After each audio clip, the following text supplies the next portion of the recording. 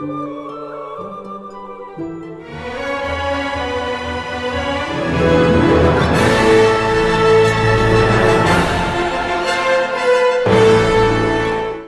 ones, one thing that we all deal with is gang stalkers. These people that watch us from afar and then come into our lives in order to cause destruction. These people, they are agents of the enemy. They work for the enemy. And the enemy comes into our lives to steal, kill, and destroy. And that's exactly what they do when they come into our life. Also, the enemy is the author of confusion. And when these agents come into your life, these gang stalkers, they come into your life to stir up confusion in your life. Chosen ones face these people constantly. These people can come into your life, whether in any type of way, whether physically or virtually online. Now, these gang stalkers, they come into your lives and they are a wolf in sheep's clothing. Wolves are very vicious. They come into your life in order to devour, but they are a wolf in sheep's clothing because they wear the mask of a sheep, pretending to be very gentle, very soft, very sweet, very innocent, because they don't want you to know their true intentions. They don't want you to know their motives behind it. They don't want you to suspect what they really are about. So they play a role in order to earn your trust, to get into your life, to do whatever it is that they want to do. So, how do you identify these gang stalkers? What are some red flags to look out for? The first one, they stalk you. They stalk you. They overly text you.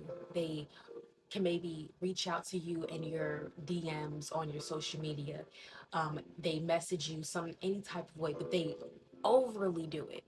They overly do it. They initiate the contact. They reach out to you first. And what they do is they are wanting a response from you. So they will continuously message you back to back to back in order to get a response from you. They are they're very good with their words. They're superficially charming. They're very good with their words, and they say exactly what you want to hear. They say things that they they say things that they feel will get you to respond to them, that will get you to actually give them the time of day, that will actually give them your energy. And what these gang stalkers do is they force their way into your life. They can fulfill all these promises that they have for you, like, oh, I can do this for you, I can do this for you. But really, it's all for an ulterior motive. They want to come into your life in order to cause all this destruction. Also, the second sign, the second red flag is they want to help you. Now, there is some type of form of way that they want to help you in your life, some type of way, because they want to find a reason to be in your life. They want to play a role in your life, but they select the role that they want to play in your life. They think, how can I work my way into this person's life that they allow me in there? So they will do whatever it is that will accommodate you in some type of way in order for them to come into your life. So they're helping you, but it's for an ulterior motive. They do not have pure intentions for you. What they want to do is they want to help you because they want to be closer to you. They want to be closer to you so that way, once again, you don't suspect what their true intentions are. And they want to be close to you so they can earn your trust, so that way you will let your guard down around them. And when they come in for the kill and they come in to start asking you questions and fishing for information about your life, they feel as if you will reveal to them the truths about your life. They also, they just want to control you. They want to come into your life some type of way, trying to help you because they want to control you. They want you under their spell almost. They also want to know what's going on in your life. They want to know what you're about. They want to know what's going on behind the scenes. They've been watching you from afar and they are very, very curious about you. And these people can be very, just a little too obsessive with you, where they're going out of their way to come into your life, to ask you questions, to figure out what's going on with you for whatever reason as to why it's going to make them feel some type of satisfaction. What they do is they're operating from their ego, they're operating from their flesh, and they're actually allowing the enemy to use them to either distract you or venture you off your path or take energy from you. They're allowing the enemy to use them to come after you, to try to destroy you and what you got going on. And they may not even realize it's happening. Now, also, what these gangstalkers will do in the third red flag is they will start asking you questions and they'll ask you way too many questions. Now, these questions will be personal questions. They'll just start asking you a bunch of things about yourself, about your life, or most times it's a specific thing. Like it could be about a relationship, it could be about a career opportunity. They're asking you so many questions because they really just want to know what's going on with you in that thing. A lot of times these gang stalkers are very obsessed with something that you are doing or something that you stand for, and there's a little bit of, not a little, but there's a hint of envy and jealousy towards this thing. So what they want to do is they want to stop you in your tracks. They want to stand in the way of your blessings and of your abundance. They see you progressing and they think if they can come in here and try to stand in your way, you'll eventually move away from what it is that you're trying to do. That's what they hope is going to happen. But they don't even realize that anyone that's doing something like this and trying to stand in your way, trying to tell you how things are not going to work and trying to get you to doubt your own intuition, it's like a burden in a way. And what you got to do is just go around it and then keep on moving. Let them stay where they are. You keep moving. Also, they'll be asking you all this information to be fishing for information. So they'll ask questions in a certain way to get you to reveal things to them. They'll ask open-ended questions because they want to know what's going on with you. They want to know, the tea is what we call it.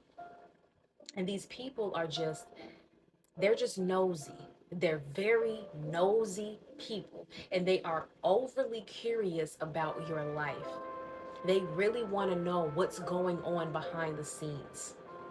So they come in here and they will even strike up conversations with you that could be about them, but then in the same breath they are actually asking you questions to piggyback off of what they were doing, on what they're talking about, to piggyback off of that, to ask you about your life, because at the end of the day they are just curious and just want to know this information for their own satisfaction.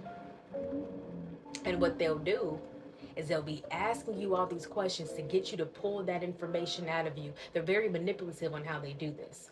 Be wary. These people, they have an obsession over your life.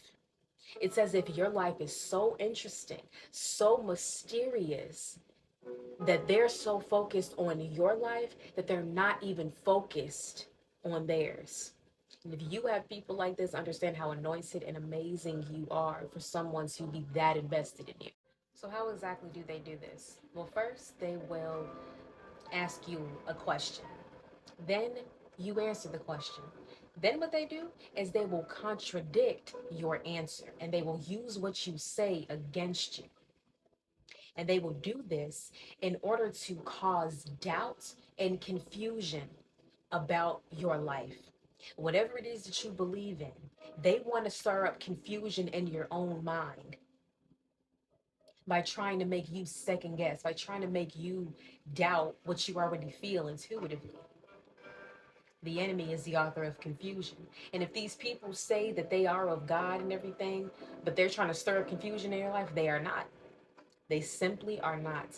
Because anybody that comes into your life that is of God is going to be aligned with God. They're going to be aligned with what's going on in your life.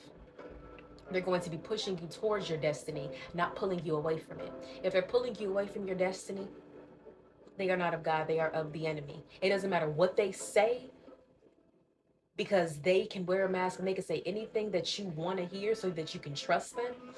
But if the actions of what they're doing prove otherwise,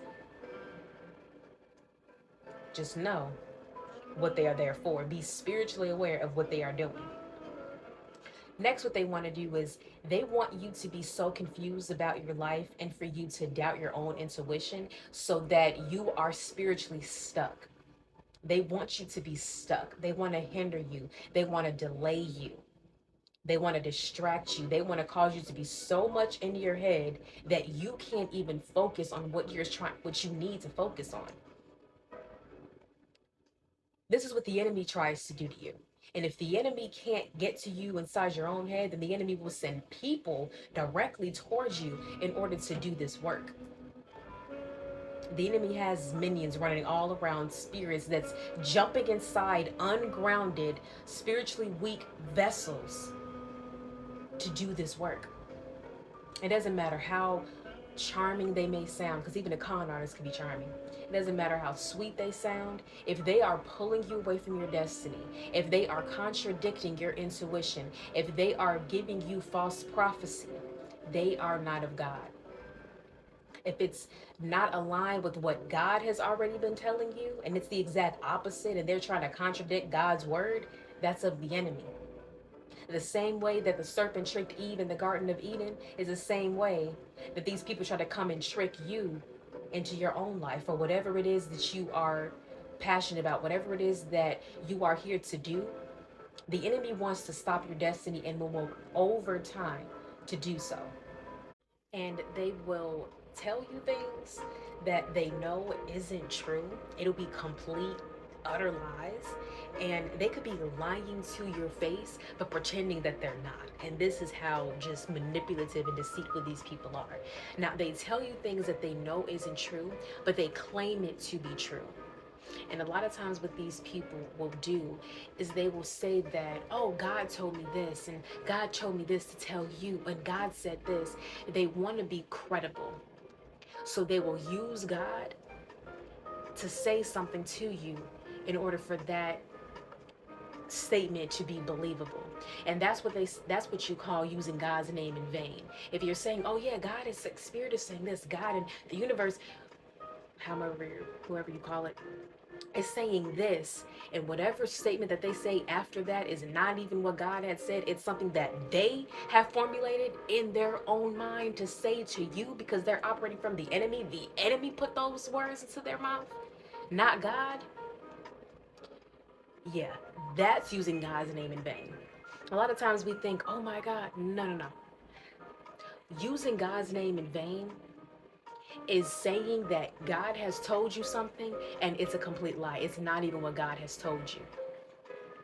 And usually this happens for when a person is trying to justify why they are saying something or why they are doing something that they know is negative, that they know isn't true, that they know could possibly can stir up some confusion.